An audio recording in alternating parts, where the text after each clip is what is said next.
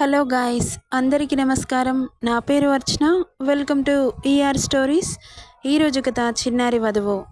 వాడు తల మీద జీలకర్ర బెల్లం పెడుతుండగా వెనక నుండి వచ్చి సౌండ్ రావకుండా మెడ విరిచి పక్కన పడేస్తే వాడి అనుచరులని పిలిచి చెట్టు కట్టేయమని చెప్పాడు హేమాంష్. వాడికి అరిచే ఛాన్స్ ఇవ్వలేదు. అలా విరిచినప్పుడు వాడి గొంతులో మాట బయటకు రాలేదు. ఇక వాడి మెడ విరుస్తుంటే అక్కడ చూస్తున్న వాళ్ళందరూ షాక్లోనే ఉండిపోయారు. అందుకే పంతులు గారు అక్కడున్న మిగతా వాళ్ళు కూడా ఆ దృశ్యాన్ని షాకింగ్గా చూస్తూ ఉన్నారు. ఇక అమ్మవారి కళ్యాణం పూర్తవడంతో హైందవి, హేమాంష్ అమ్మవారికి మనస్ఫూర్తిగా మొక్కుకొని రఘురాం, శైలజల ఆశీర్వాదం తీసుకున్నారు. నిండు నూరేళ్ళు చల్లగా ఉండండి, ఇంతే ప్రేమతో అని కళ్ళ నీళ్లతో చెప్పి ఇద్దరిని దగ్గరికి తీసుకొని తల మీద ముద్దు పెట్టింది. ఎంత అందంగా ఉన్నారో, నా దిష్టే తగిలేలా ఉంది అంటూ మెటుకలు విరిచింది. అసలు పెళ్ళి అమ్మవారి సమక్షంలో ఇలా జరుగుతుందని అస్సలు ఎక్స్పెక్ట్ చేయలేదు. ఆ అమ్మవారి కరుణా కటాక్షాలు ఇప్పటికీ తన పిల్లల మీద ఇలాగే ఉండాలని మనస్ఫూర్తిగా కోరుకుంది. ఎంత అదృష్టం చేసుకుంటే ఇలాంటి పుణ్యం దక్కుతుంది, అసలు ఇది కలయా నిజమా అన్నట్లు అనిపిస్తోంది తనకి. ఇక ఎలాగైతేనే ఈ పెళ్ళి ఎన్నో రోజుల నుండి పోస్ట్ పోన్ చేసుకుంటూ వస్తున్నాం. అనుకున్న టైంకి కాకపోయినా అమ్మవారి కళ్యాణ ముహూర్తానికి జరిగినందుకు చాలా సంతోషంగా ఉంది తనకి. ఇక సడన్గా ఆ మండపాన్ని మొత్తం మళ్ళీ కొత్తగా అలంకరిస్తుంటే ఎందుకో అన్నట్లు చూస్తున్నారు. అందరూ సింహాసనం వేసి శ్రీ శ్రీ శ్రీ రఘురామయ్య గారి ఏకైక సుపుత్రుడు శ్రీ శ్రీ శ్రీ హేమాంష్ రెడ్డి గారిని ఈ ఊరి ప్రజలందరూ సింహాసనాన్ని అధిష్ఠించాలని కోరుతున్నాం అని చెప్పగానే అందరూ ఒక్కసారిగా షాక్ అయ్యారు. రండయ్య గారు అని సగౌరవంగా పిలుస్తుంటే డాడ్ ఏంటిదంతా అంటూ చూశాడు. ఇప్పటి నుండి నువ్వే ఊరికి రాజువి అన్నాడు రఘురాం గారు. ఇవన్నీ ఇప్పుడు అవసరమా? మనం ఎలాగో ఇక్కడ ఉండం కదా. ఉండడం ఉండకపోవడం కాదు నాన్న, మన వంశాచారం ఈ ఊరిని పరిపాలించడం.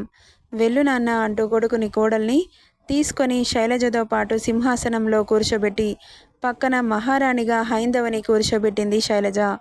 అసలు ఇదంతా ఆమెకేం అర్థం కావట్లేదు. నేనేంటి ఇక్కడ ఉండడం ఏంటి, ఇంతమంది ఊరి వాళ్ళ సంతోషానికి కారణం ఏంటి, ఒక్కోటి ఆమె పుట్టినప్పటి నుండి తన జీవితంలో ఏమేం జరిగాయో అవన్నీ గుర్తు చేసుకుంటే తెలియకుండానే కళ్ళ వెంట నీరు జారిపోతున్నాయి. పట్టాభిషేకం చేసేటప్పుడు ఏడవకూడదు అని శైలజ కళ్ళు తెరిచి ఆనంద బాష్పాలను తుడిచింది. ఇంకా పురోహితులు మంత్రాలు జపిస్తుంటే ఆ ఊరి గౌరవాన్ని అంటే బంగారు కిరీటాన్ని తెచ్చి భూపతిరెడ్డిని కూడా అక్కడికి పిలిపించడంతో ఒకవైపు భూపతి, మరోవైపు తన కొడుకు ఆ దృశ్యాన్ని చూసి వాళ్ళ రక్తం సలసలా మరుగుతుంటే హేమాంషికి రాజుగా పట్టాభిషేకం చేశారు. తలలో బంగారు కిరీటం పెట్టి మెడలో పట్టు కండువ ముత్యాల హారంతో అలంకరించి చేతిలో రాజదండం, నడుముకి ఖడ్గం బిగించి ఆ ఊరి బాధ్యతని అతని చేతిలో పెట్టగానే తెలియకుండానే అతని ముఖంలో రాజసం, కళ్ళల్లో తేజస్సు కనిపించాయి. పక్కనే ఉన్న ఇందుని కూడా పట్టుబట్టలతో గౌరవించారు. ఇక హేమాంష్ లేచి నిలబడి ఈ ఊరిపై ఏ దుష్టశక్తి కన్నుపడినా వాళ్ళని అక్కడికక్కడే హతమార్చడానికి వెలుగులా ఎప్పటికీ మీ ముందుంటాను. ఇప్పటి నుండి 24 అవర్స్ కరెంట్ ఉంటుంది. ఇంకేం అవసరమో అవన్నీ నెరవేరుస్తానని మాటిస్తున్నాను. బానిసగా బ్రతికే జీవితం ఈ రోజుతో తుడుచుకుపోయింది. ఇప్పటి నుండి ప్రజలదే రాజ్యం. మీకు ఎలా బ్రతకాలనిపిస్తే అలా బ్రతకండి. మీకు ఎలాంటి సౌకర్యాలు కావాలో మేము చూసుకుంటాం. ఇప్పటి నుండి ఎవడికి భయపడాల్సిన అవసరం లేదు. భయపట్టించుకుంటే తొక్కిపట్టి నార తీస్తా అని ఎదురుగా వెర్రిగా అరుస్తున్న చెన్నకేశవని కసితో చూస్తున్న భూపతిని చూసి చెబుతుంటే ఎదురుగా ఉన్న జనమంతా అరుపులతో, హర్షధ్వానాలతో దద్దరిల్లిపోయింది ఆ ప్రాంతమంతా. ఇక ఏ దుష్టశక్తికి మీరు భయపడాల్సిన అవసరం లేదు. ఇంతకుముందు ఒక లెక్క, ఇప్పుడు ఒక లెక్క. రూల్స్ చేంజ్ అయ్యాయి. ఈ హేమాంష్ పెట్టే రూల్స్తో ఒక్కొక్కడికి తడిచిపోవాలి. ఈ ఊరిని ఇంకో 10 ఏళ్లలో మినీ సింగపూర్లా మార్చుతానని మాటిస్తున్నాను అంటూ చెయ్యి ముందుకు చాపి చెప్పగానే విజిళ్లతో, అరుపులతో ఆ ప్రాంతమంతా చాలా సందడిగా మారిపోయింది. కొన్నేళ్లుగా బానిసగా బ్రతుకుతున్న ఆ ఊరు ఈరోజు విముక్తినిచ్చినట్లుగా మారి ప్రజల ఆనందానికి అవధులు లేకుండా పోయాయి. నిజంగా కాస్త ధైర్యం చేసి ఎదిరిస్తే ఇంత సంతోషం వాళ్ళ వశం అవుతుందా అని అప్పుడు అనిపించింది. వీళ్ళు కాకుండా ఇంకా ఎవరైనా బెదిరించడానికి చూస్తే అక్కడికక్కడే నరికి పారేయండి, నా కొడుకులని. ఆడపిల్లల మీద చెయ్యి వేస్తే ఆ చేతిని అక్కడికక్కడే నరికేయండి. తర్వాత ఏ కేసులు ఏ కోర్టులు అడ్డొస్తాయో నేను చూస్తాను అని చెప్పి ఇందు చేతిని అతని చేత్తో పెనవేసి పట్టుకొని కిందకి దిగుతుంటే వాళ్ళ ఇద్దరి మీద పూల వర్షం కురిపించారు. ముందు వెళ్తున్న శైలజ రఘురాం మెడలలో దండలు వేసి వాళ్ళకి ఆహ్వానం పలుకుతుంటే ఇక్కడ రాజు రాణి నడకలో ఆత్మవిశ్వాసం, కళ్ళల్లో తెగింపు, అతని మోములో రాజసం ఉట్టిపడుతోంది. ఇక ఎదురుగా రాఘవ గారు కనిపిస్తుంటే ఇద్దరు దగ్గరికెళ్ళి ఆశీర్వాదం తీసుకున్నారు. కూతుర్ని అలా చూసి అతని ఆనందానికి అవధులు లేకుండా పోయాయి. అసలు ఒక ఊరికి తన కూతురు రాణి అయిందంటే అతనికి ఎంత గర్వంగా ఉందో. తన కూతుర్ని హత్తుకొని చాలా సంతోషం తల్లి అని కన్నీళ్లతో చెప్పాడు. నవ్వుతూ చూసింది అతన్ని. ఆ తండ్రికి ఇంకేం కావాలి అనిపించింది. ఇక ఇదంతా నేహ తన కెమెరాలో షూట్ చేస్తూనే ఉంది. ఒక్క మూమెంట్ని కూడా వదిలిపెట్టలేదు. ఎందుకంటే అలాంటి మూమెంట్స్ డైమండ్స్ లాంటివి, మిస్ అయితే దొరకవని. ఇక ఊరందరికీ ఏర్పాటు చేసిన అన్నదాన కార్యక్రమంలో ముందు రాజా రాణి వారిని కూర్చోబెట్టి సపర్యలు చేస్తుంటే, లేదు అందరూ కూర్చోండి, కలిసి తిందాం అన్నాడు బాబు. కొడుకుని చూసి చాలా గర్వంగా అనిపించింది రఘురాం గారికి. పర్వాలేదు బాబు, ముందు మీరు తినండి, మీరు తిన్నాకే మేము తినాలి. లేదండి, అందరం కలిసి భోజనం చేద్దామన్నాడు. మరి వడ్డించడానికి అని ఆలోచిస్తుంటే మీకెందుకు శ్రమ, సర్వ్ చేయడానికి సర్వర్స్ ఉన్నారు కదా అంటూ చెన్నకేశవ అనుచరులని చిటికేసి పిలిపించాడు. రేయ్, నిన్ను నరికేస్తా, చంపేస్తా అంటూ వెర్రిగా అరుస్తున్నాడు చెన్నకేశవ. వాడి అరుపులకి చిరాకొచ్చి అక్కడున్న వాళ్ళకి సైగ చేశాడు హేమాంష్. అతని మాటని శిరసావహిస్తూ వెళ్ళి వాడి మూతికి బ్లాస్టర్ వేశారు.